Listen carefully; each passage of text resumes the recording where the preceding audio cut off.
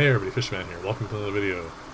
This is fishing vlog number 64, and we're what, mid to late August now, and we are in the middle of yet another heat wave. I don't like AC, but this summer has been kind of testing that a little bit.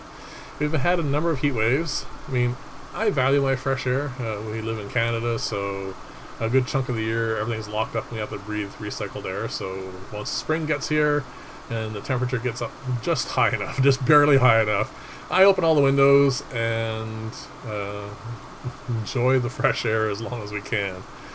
But like I said, this summer has been interesting and has been testing that quite a bit. So the other thing interesting about today is I'm doing a bit of a build here. I don't normally do builds on Sundays, but I want to get the pond a little bit more forward. Thank you very much for all those who weighed in on the latest poll about whether the PVC or acrylic for the spray system. I really do appreciate that. But the interesting thing is, I'm not sure where my brain was when I put together those brackets from the other time. This is a much better way of doing it. I guess the heat must have been getting to me or something, because this style here will allow me to have a nice, well, this just slides over the rim of the pond, and then I can weld on this piece here, and this piece will slide over the PVC pipe. I can get rid of all those clamps, and now we'll just have the PVC pipe, which, by the way, is the direction that everyone wants to go. So thank you for your input. And someone had mentioned doing the PVC pipe in clear acrylic instead. I had mentioned that acrylic and plastics in general are getting harder and more expensive to acquire. Clear tubing is probably the biggest culprit for that. It is going to be very, very expensive. So I'm kind of hoarding that a little bit at the moment, so I won't go that route. The other problem, of course, would be because it's clear, we'll just end up growing a lot of algae on the inside, and then I would have to, probably during the installation process here, make shorter segments so that I can take it all apart and brush it out. The nice thing about PVC is it's opaque, and I'll never have to touch it once I put it in there, so I think that's the route to go. Now the other thing, because I'm going to go with the PVC now, I don't need this extra bit of plastic guard on the top of this. It's just such a simple matter just to saw it off. Now the other thing I was thinking about when I was doing this is I was thinking about shortening the other end of it as well. You'll see when we put it in, it does ride a little high in the pond. Not a problem, because I have a variety of plants I want to put in this. So I can easily just put it in as this now, and because it is so simple to rearrange this, as you're going to see here as this goes along shortly, I can easily just take it out and shorten it if I want later on.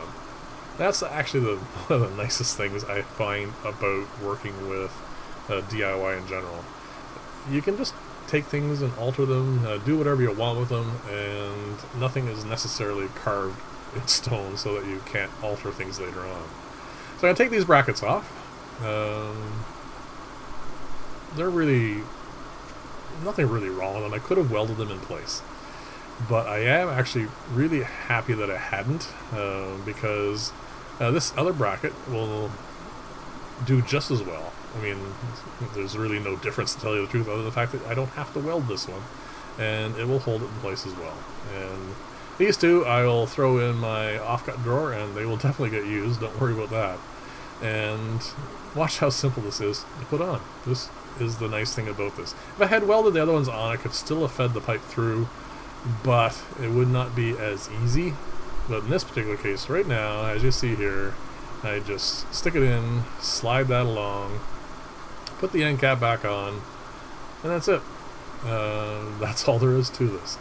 And if I extend this further, which I probably will in time, it's a simple matter of taking the end cap off, putting on a coupling instead, putting on another piece of pipe. I would probably have to make another one of those acrylic brackets at that time, and then just put the end cap on the end, and I can extend this all the way to the other end of the aquarium, the pond, whatever. So there you go. I've took off that back piece. I'm just splashing some water on to get rid of some of the acrylic.